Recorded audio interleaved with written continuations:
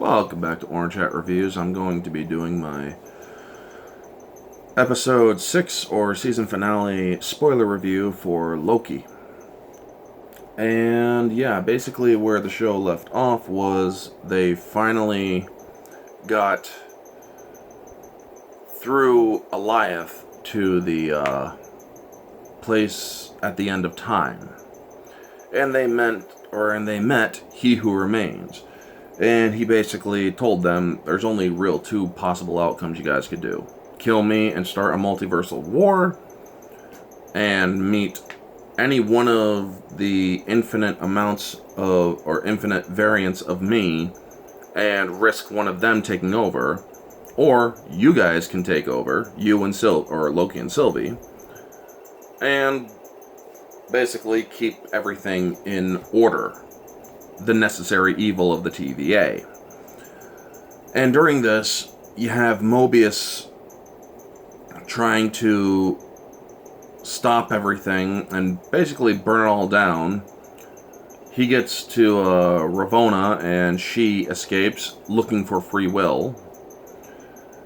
This story, or the ending of this episode, the ending of this season, where Loki gets pushed back into the TVA, and Sylvie basically ruins everything, or goes full chaos, and kills the one who remains.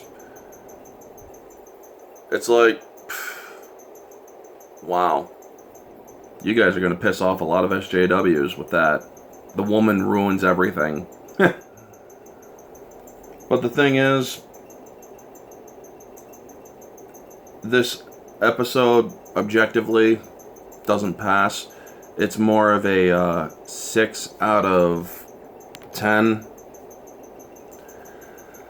And it doesn't pass because there was a lot of, the pacing was just very off.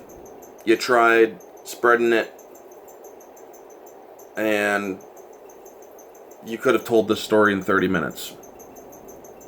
There was just way too much. Also, the fight choreography was not that well done. The acting was horrendous, except for on Tom Hiddleston's part. And then when they get back,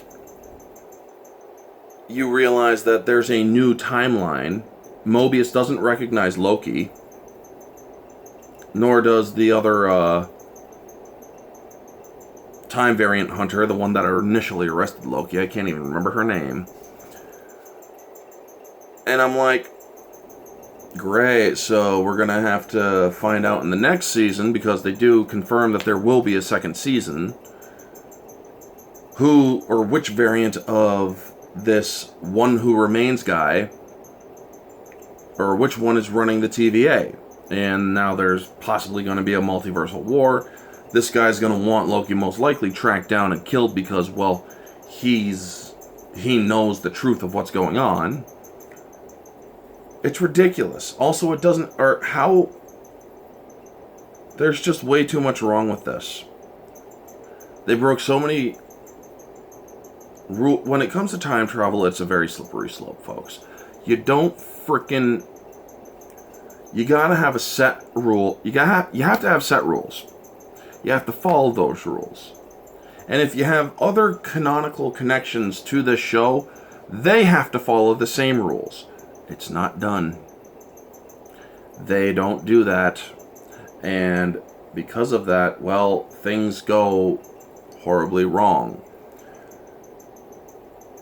Honestly, it would have been better if Loki had decided to kill Sylvie, even though he cares for her and loves her, and they do that stupid little kiss, which honestly, it is the biggest expression of narcissism I've ever seen.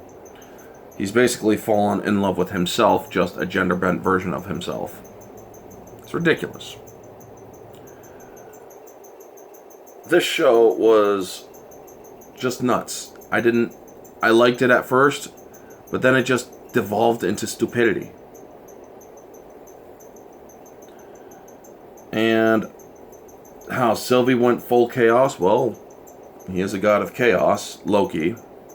So it makes sense that she would just be irredeemable.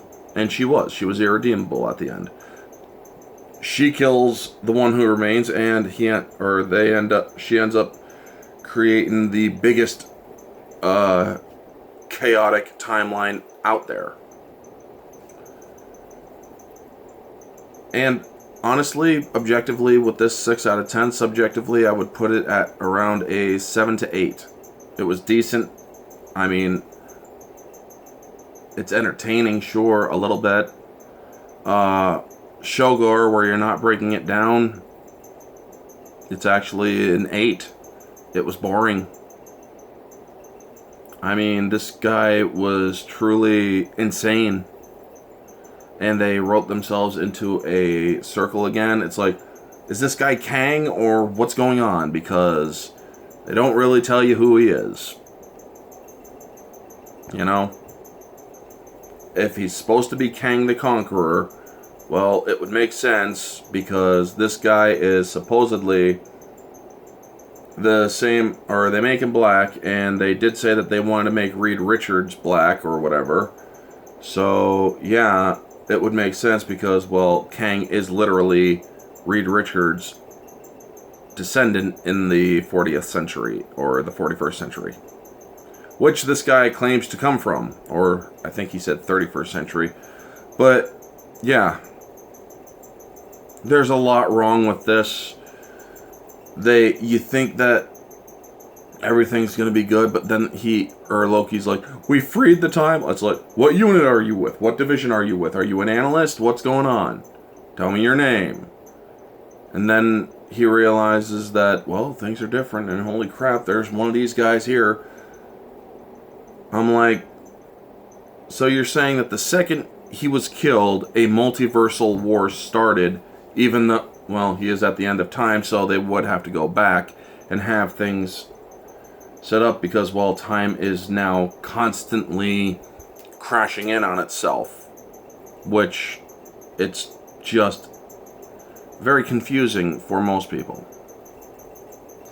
Anyway, I think that they should stop with the first season because season 2, they're only going to screw it up even more, folks. Anyway, as I said, objectively, it's a 6 out of 10.